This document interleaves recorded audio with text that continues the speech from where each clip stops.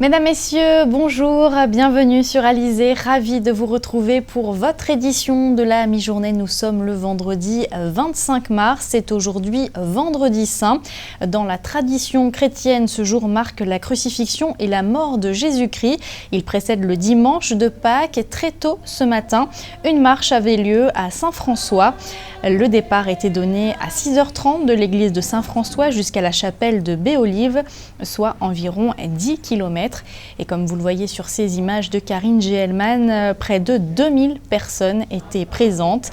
Parmi elles, Patrice Gauthier, diacre de Saint-François, qui a souhaité d'ailleurs faire passer un message à l'occasion de ce vendredi saint. On l'écoute. C'est la raison pour laquelle chacun doit profiter de ce chemin de croix pour s'interpeller, réfléchir, entrer en soi de manière à mieux appréhender les choses de la vie et prendre une décision pour vraiment changer ce monde. Cette vie et surtout notre petite Guadeloupe qui a besoin de voir un peu plus la lumière. Nos jeunes, oui, il faut leur lancer ce message, un message d'amour, mais un message de reconnaissance de leurs racines, de leur être en tant que chrétiens d'abord, pour mieux comprendre le sens de la vie. La vie n'est pas donnée pour être lâchée en pâture, la vie est donnée pour être vécue. Il faut qu'il y ait de la joie, il faut qu'il y ait un visage rayonnant, il faut vivre avec les autres et pour les autres. Des propos recueillis par Karine Géhelman. Et en cette période, l'Agence régionale de santé a profité de l'opération Pâques à la plage pour sensibiliser les campeurs à l'épidémie de Zika.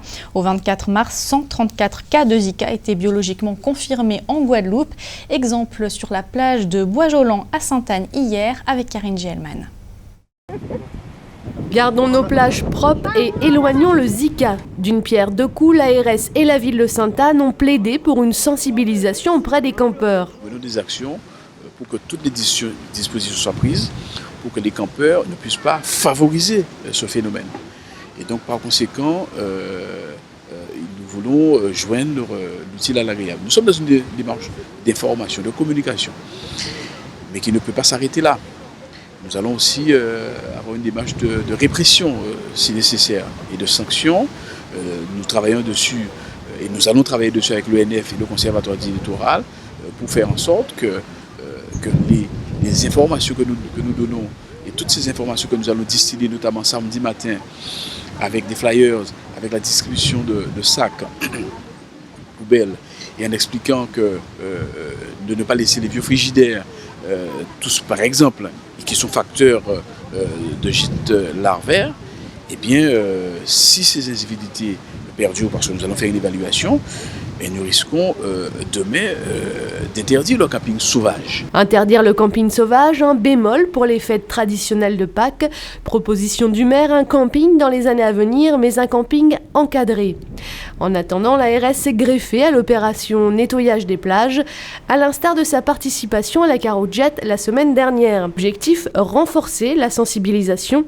La Guadeloupe est moins touchée que ses voisins, une donnée qu'il faut entretenir. En tout cas, on espère que les campagnes, que les traitements par nos équipes de lutte antivectorielle, avec les pompiers, avec des communes qui mobilisent des équipes, puisque par exemple pour Sainte-Anne, le maire nous a présenté son équipe de 5 agents de prévention, que tout ça forcément a un effet. Ce qu'on a quand même constaté si on prend l'épidémie de chikungunya, c'est qu'il y avait un décalage de 3 mois entre la Martinique et la Guadeloupe. Donc l'épidémie en Martinique a démarré en janvier. Bon, là, on va arriver d'ici 3 semaines aux 3 mois. Ce qu'on constate, c'est que la progression, elle est lente, mais chaque semaine, on a toujours plus de cas. Donc, nous ne sommes pas en épidémie. Et là, je pense que ce sont ces actions de prévention qui doivent être renforcées pour éviter justement l'épidémie telle que la connaît la Martinique, puisque aujourd'hui, ils sont à plus de 12 000 cas et 60 femmes enceintes qui sont touchées. Nous avons eu 2 femmes enceintes touchées en Guadeloupe, une à Saint-Martin. Donc pour l'instant, l'événement reste. Éviter la stagnation de l'eau dans le matériel électroménager amené pour les vacances de Pâques sur la plage. Ramasser ses déchets, des gestes citoyens pour tous. L'opération Plage Propre se poursuit jusqu'au 3 avril avec des gestes à adopter pour l'avenir. Notez qu'à l'approche du week-end pascal, le préfet appelle à la prudence et au civisme sur les routes et respecter notamment les limitations de vitesse, ce que n'a pas dû faire cet automobiliste dont vous allez voir les images dans quelques instants. Sa voiture s'est en effet retrouvée dans une position assez insolite ce matin aux abords du vélodrome de Gourdeliane. On rappelle d'ailleurs que depuis le début de l'année, le nombre d'accidents et de tués sur les routes est en augmentation dans notre département. Et le week-end qui s'annonce est également particulièrement meurtrier. Et les consignes de prudence, on les rappelle, ne pas prendre le volant si vous avez bu de l'alcool, mettre ses ceintures de sécurité et respecter les distances de sécurité, mais aussi ne pas téléphoner au volant.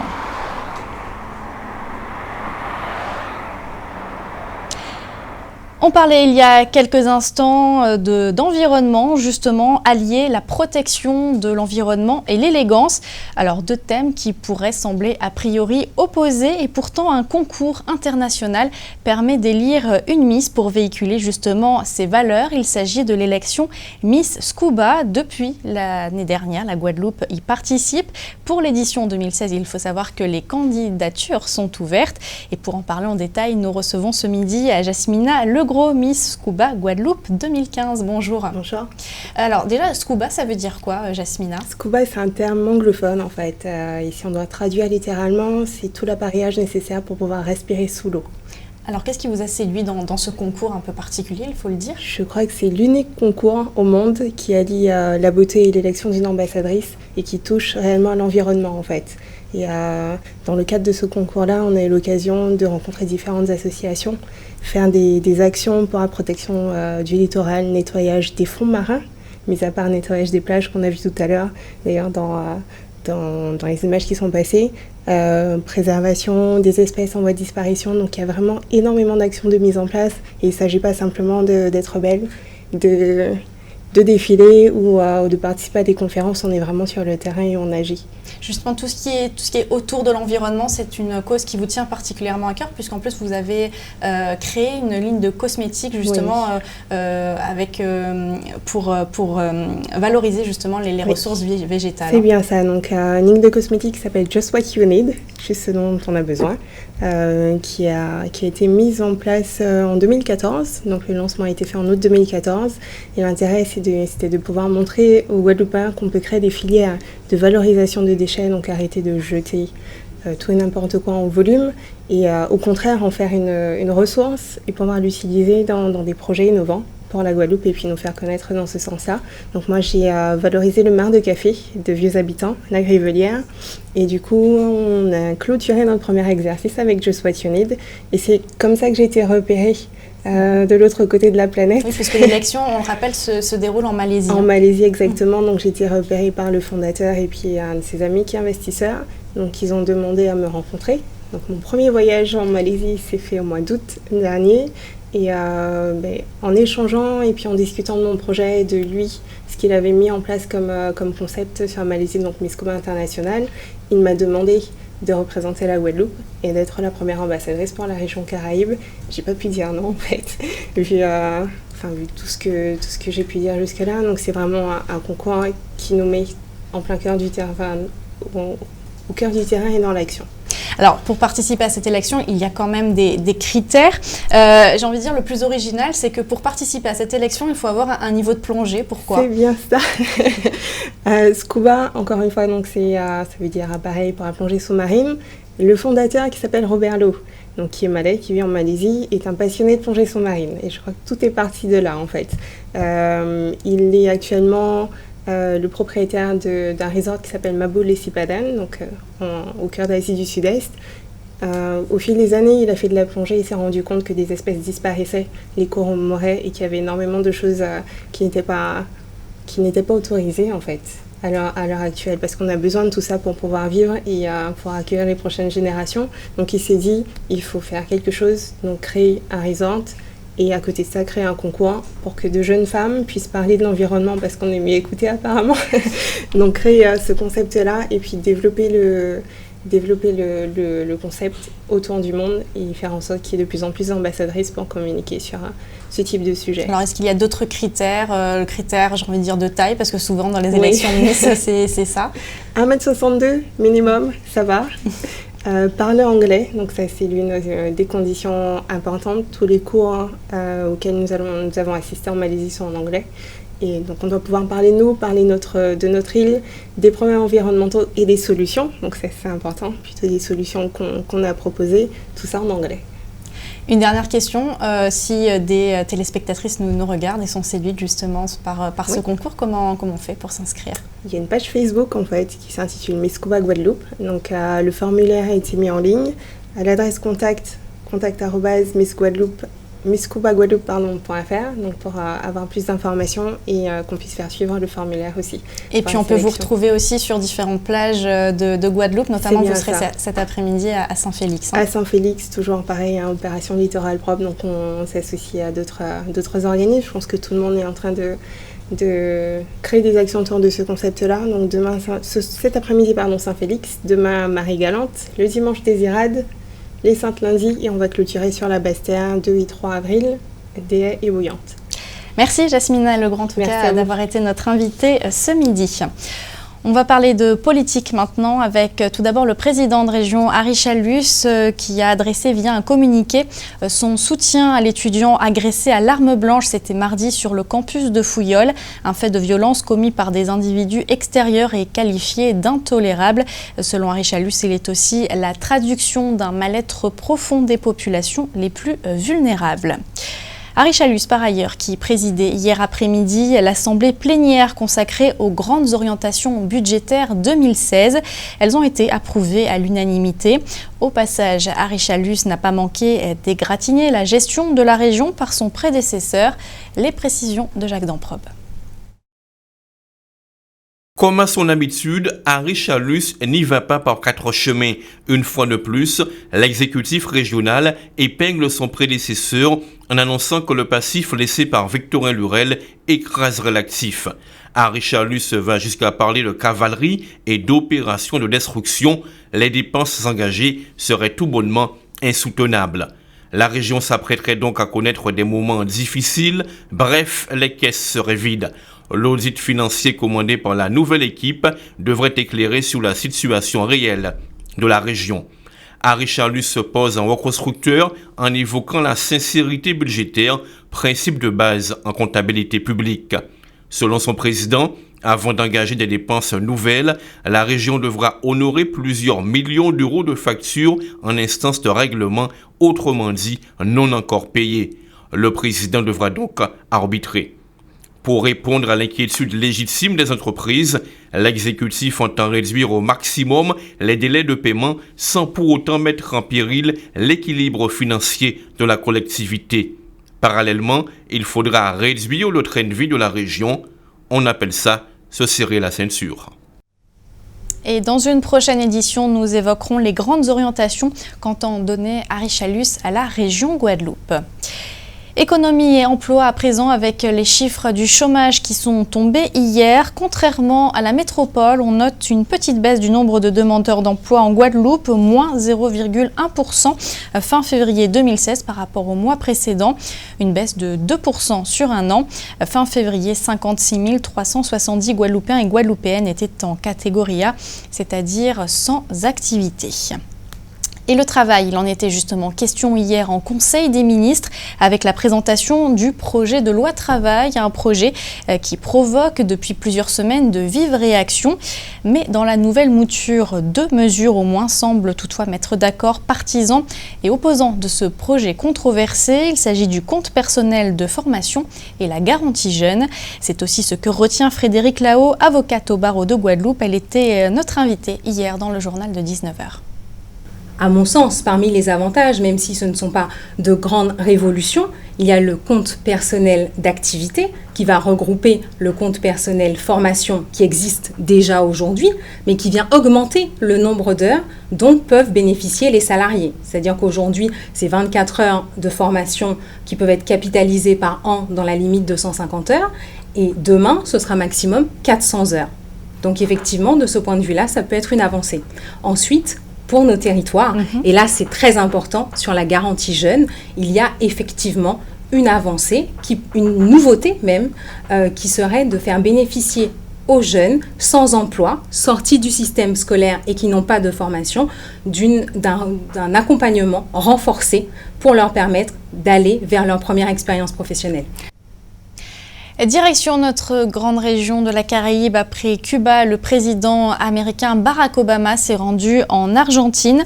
Il faut savoir qu'hier, le 24 mars, correspondait au 40e anniversaire du coup d'État en Argentine. Et puis vous verrez également pourquoi, dans notre Minute Caraïbe, pourquoi Miss Univers Porto Rico a été destituée. 11 ans après la dernière visite de président américain, qui s'était d'ailleurs plutôt mal passé, Barack Obama a foulé le sol argentin.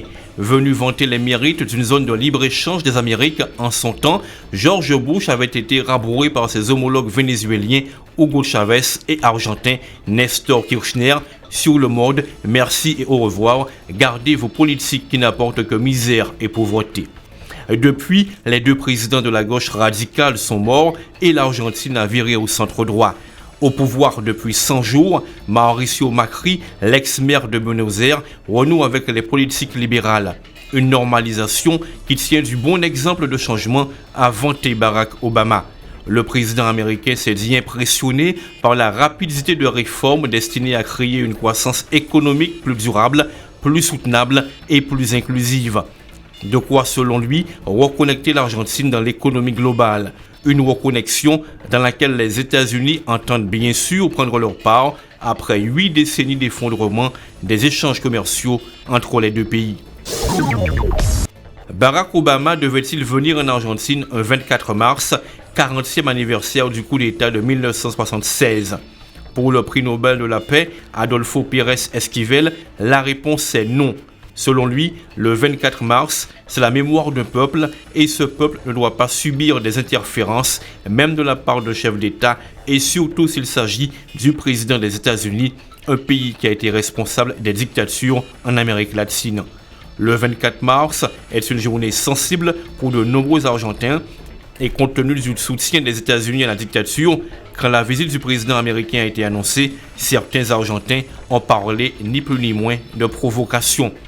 Mais la polémique s'est largement atténuée depuis que l'administration états-unienne a fait savoir que Barack Obama avait décidé de lever le secret défense sur les archives américaines de la dictature. Une avancée reconnue par les défenseurs des droits humains. De plus, en allant se recueillir au parc de la mémoire, au lieu du souvenir des disparus de la dictature, Barack Obama montre un geste fort et fait part de la volonté des États-Unis de reconnaître les stigmates du passé. Une première pour un président américain. Christiely Caride, élue il y a seulement quelques mois Miss Univers Porto Rico, a perdu son titre pour avoir refusé d'être prise en photo. La jeune femme déclarant qu'elle n'aimait pas trop ça. Une attitude jugée condescendante par la directrice du comité Miss Univers qui a déclaré lors d'une conférence de presse que c'est un énorme problème pour une Miss Univers de ne pas aimer les caméras et appareils photo, un comportement jugé inacceptable qui lui aurait fait perdre la couronne. Depuis sa destitution, Christiely Caride s'est excusée, affirmant qu'elle chérissait les moments passés en tant que Miss Univers Porto Rico 2016, soit pendant exactement 4 mois. La belle précise encaisser avec dignité la décision de destitution, même si elle ne l'accepte pas. La nouvelle Miss Univers Porto Rico s'appelle désormais Brenda Jiménez. Un mot de sport avec le tournoi anti-Guyane de rugby disputé à Pâques selon une tradition bien établie maintenant. Comme tous les autres d'ailleurs, le match d'ouverture se déroulera cet après-midi au stade René-Serge Nabajot des Abîmes. Il opposera à partir de 17h les Barracudas de Saint-Barthélemy aux Martiniquais de l'US Robert. 2 heures plus tard, les Guadeloupéens du Bruc affronteront les Guyanais du stade Cayennais. Je vous propose à présent une balade en charrette. C'est ce qu'a mis en place le site touristique de Beauport, Pays de la Canne à Port-Louis. Une manière plutôt originale de traverser et de découvrir les champs de Cannes. Muriel Barlagne a testé pour vous cette nouvelle attraction, son reportage. Depuis 2 semaines, le site de Beauport accueille une nouvelle animation. Tous les après-midi, des petits groupes partent en balade en charrette. Un voyage dans le temps pour découvrir l'histoire des champs de canne. Marie-Annick Déby-Saram, exploitante agricole, anime la visite. Ils doivent découvrir en fait notre façon de vivre en Guadeloupe, donc comment était autrefois le pays et comment aujourd'hui nous vivons joyeusement en fait dans ce pays, ce si beau pays qui est la Guadeloupe. Et donc c'est surtout que je veux leur montrer tout ce qui est typique chez nous, donc ce qui leur fait voir vraiment la différence, parce que les gens en se déplaçant, ils cherchent la différence, ils cherchent donc la balade en charrette, c'est quelque chose vraiment qu'ils apprécient parce que chez eux, ça ne se fait pas. Voilà. Les charrettes sont guidées par les membres de l'Étoile du Bonheur, un club de bœufs-tirants de Port-Louis. Elles traversent les champs de canne qui avoisinent le site, un foncier qui est passé de main en main où l'on fait aussi pousser du melon. L'idée de cette promenade est venue d'un partenaire de Beauport, le site de Poyen. Depuis, la fréquentation a augmenté les après-midi. Nous avons un petit train qui est en ce moment à l'arrêt pour cause de réfection de la voie. Donc en termes de sécurité, il ne peut pas fonctionner et nous avons donc décidé de mettre en place une alternative pour tous nos visiteurs. Cette alternative, donc, elle est venue très rapidement puisque le train servait à transporter la canne vers les usines dans le temps et avant que l'on ne mette en place des voies ferrées aux Antilles, c'était transporté dans les charrettes. Du coup, évidemment, il fallait mettre en place quelque chose qui permette aux touristes de connaître le fin fond de l'histoire, savoir comment on faisait avant. Ils sont 15 à avoir pris le départ aujourd'hui. Des visiteurs à la recherche de verdure et d'authenticité. Avec cette formule, ils se retrouvent au plus près du patrimoine. L'offre répond à leurs attentes. Et on est attiré par le petit train. Et arrivé ici, on nous a dit que le petit train était en révision, donc il y avait une balade en charrette. Et c'est vrai que c'est très agréable et ça change du petit train et voilà, on a trouvé ça formidable. Très belle balade.